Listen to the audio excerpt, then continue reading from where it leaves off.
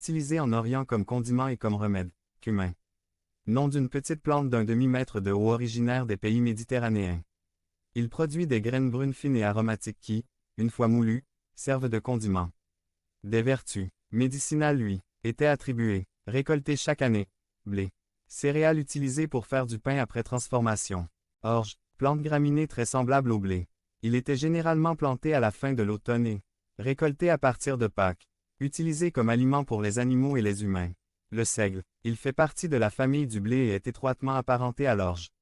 Le seigle est une plante annuelle de 80 à 180 cm de haut, qui fleurit de mai à juillet. L'une des utilisations de cette céréale est de faire du pain de seigle avec sa farine. Le prophète nous explique. A. 2 stratégies de semis. L'âneth et le cumin ont été semés à la main, en déversant la graine dans les sillons nouvellement ouverts.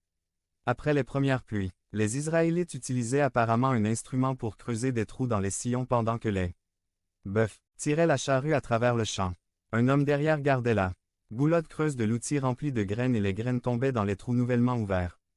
Puis, par l'action de la charrue, la graine fut recouverte. Le blé, l'orge et le seigle ont dû être manipulés avec plus de précaution pour éviter de mélanger les graines. Chaque graine a un endroit spécifique où elle sera plantée selon sa propre technique pour en obtenir la meilleure récolte ou le meilleur fruit.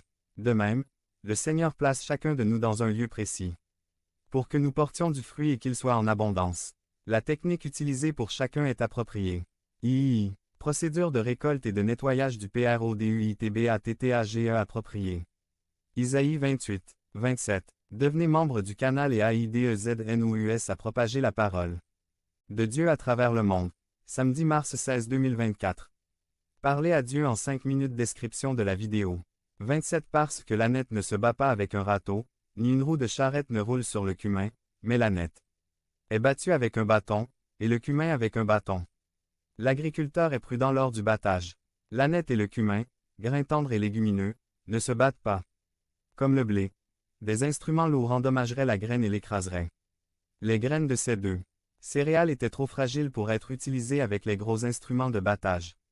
Avec l'utilisation d'un bâton, le processus de battage pouvait être complété sans endommager les graines. Isaïe 28, 28.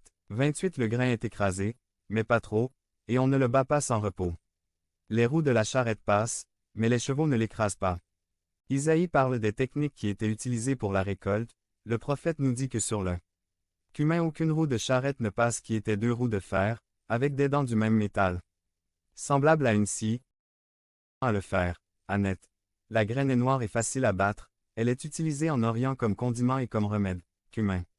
Nom d'une petite plante d'un demi-mètre de haut originaire des pays méditerranéens. Il produit des graines brunes fines et aromatiques qui, une fois moulues, servent de condiment. Des vertus médicinales lui étaient attribuées. Récolté chaque année. Blé. Céréales utilisées pour faire du pain après transformation. Orge. Plante graminée très semblable au blé. Il était généralement planté à la fin de l'automne et récolté à partir de Pâques. Utilisé comme aliment pour les animaux et les humains. Le seigle. Il fait partie de la famille du blé et est étroitement apparenté à l'orge.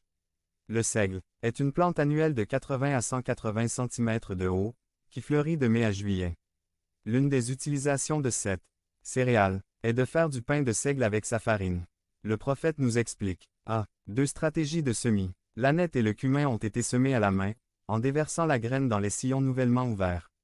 Après les premières pluies, les Israélites utilisaient apparemment un instrument pour creuser des trous dans les sillons pendant que les bœufs tiraient la charrue à travers le champ. Un homme derrière gardait la goulotte creuse de l'outil rempli de graines et les graines tombaient dans les trous nouvellement ouverts.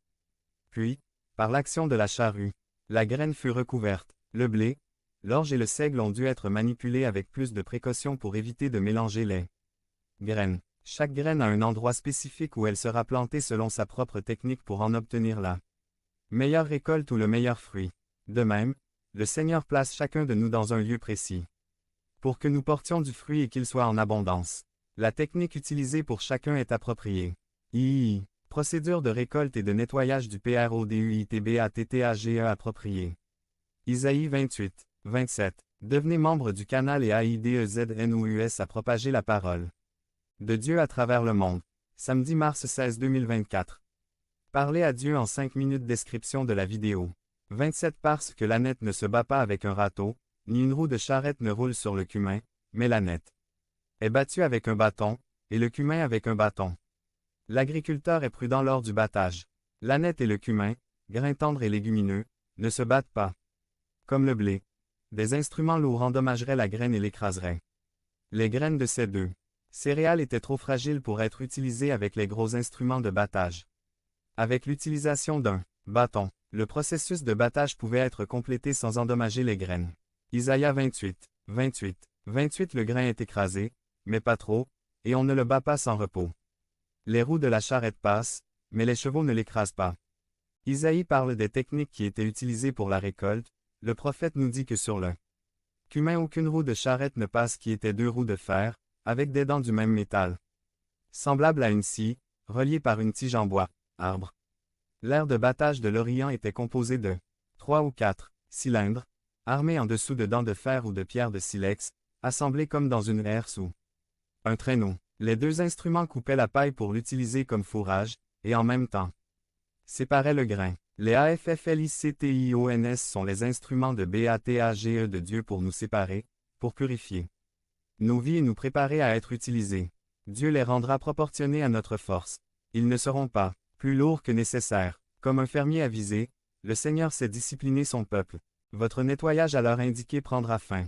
Lorsque sa fin sera atteinte, les épreuves et les souffrances cesseront. Le but de Dieu n'est pas de nous détruire, pas plus que le but du fermier, lors du battage, de détruire la récolte. Isaïe 28, 29. 29 Cela aussi vient du Seigneur Tout-Puissant, admirable par son conseil et magnifique par sa sagesse. L'habileté avec laquelle l'agriculteur s'adapte aux différentes manières de battre lui a été donnée par Dieu, ainsi que l'habileté avec laquelle il cultive et sème la terre, pour s'occuper de chacun de